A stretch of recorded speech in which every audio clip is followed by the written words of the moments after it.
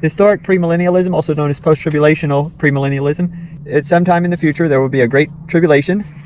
Man of sin from Thessalonians comes. This is also where you have the beast and the Babylon the Great and all these events taking place. And at the very end, at the last trump, at the end of the tribulation, the Lord Jesus comes back, raptures the church, raises the dead. So this is the first resurrection, begins the millennium. This is when Satan is bound for 1,000 years. And at the end of the 1,000 years, Satan is released for a little season, and then fire comes down out of heaven and destroys him, and Satan is cast in the lake of fire. This is also when you have the second resurrection, or the resurrection of the rest of the dead, and the great white throne judgment, and all whose names aren't found written in the Lamb's book of life are cast in the lake of fire, and then you have the new heavens and new earth begin right there. Okay, the next view we'll look at is dispensationalism, or pre-trib premillennialism, which is very similar.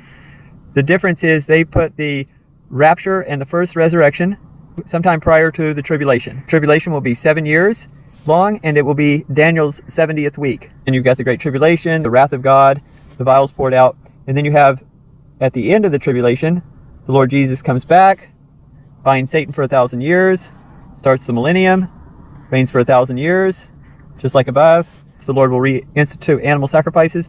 And then it's pretty much the same as the historic premillennial view. Satan's released for a little season, and fire comes down out of heaven from God and destroys them. And then you have the great white throne judgment and the resurrection of the rest of the dead, just like before.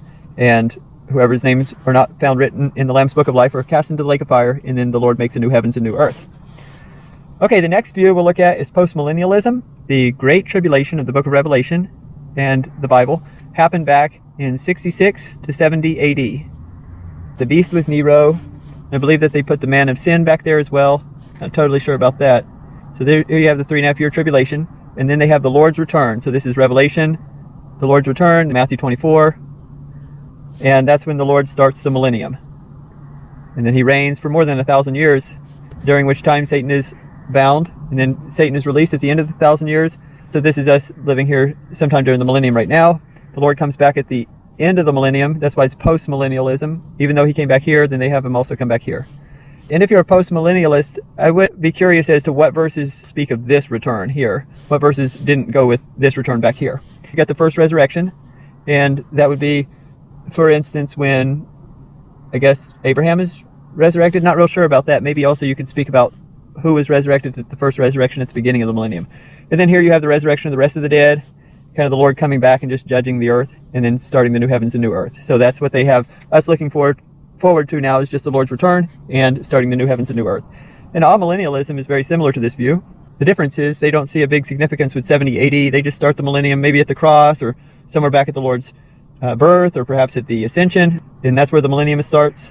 And then we're living during the millennium right now. When the millennium ends, the Lord Jesus comes back, the new heavens and new earth. I don't know where they put the Great Tribulation in this period. I'm guessing that they put the Great Tribulation next up on the scene. I suppose you have Satan being bound for all this period of time. So right now, currently, Satan is bound. And then he's going to come out at the end of this period, I guess corresponding with the Great Tribulation, and then be thrown into the lake of fire. And that's when all the rest of the dead are judged as well. So that's where you'll have the resurrection of the rest of the dead. And so I suppose that puts the first resurrection back here sometime. So seems like that would mean the first resurrection is prior to the Apostle Paul teaching that some were teaching that the resurrection was already past and overthrow the faith of some. So I'm not sure. Okay, lastly, we're going to look at premillennial preterism. This view is very similar to historic premillennialism. It borrows from partial preterism. It also sees that the Great Tribulation was back in the first century, happened from 66 to 70 AD. Nero, Vespasian were the characters that the book of Revelation talks about. Also, the man of sin is during this period. Christ comes back in 70 AD, raises the dead, raptures the church, and so that'll be the first resurrection. And then so there's a 1,000-year reign. That ends about 1070 AD. All this time Satan is bound, and then Satan's released for a little season, maybe a couple hundred years.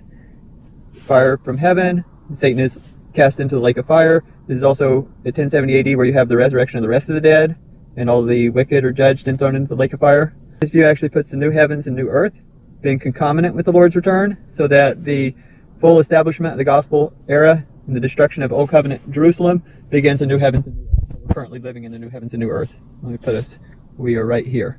Christ continues to reign forever and ever and ever. If I've misrepresented one of these positions, or you think something should be clarified, please leave a comment in the comment section below. Thanks a lot. God bless you.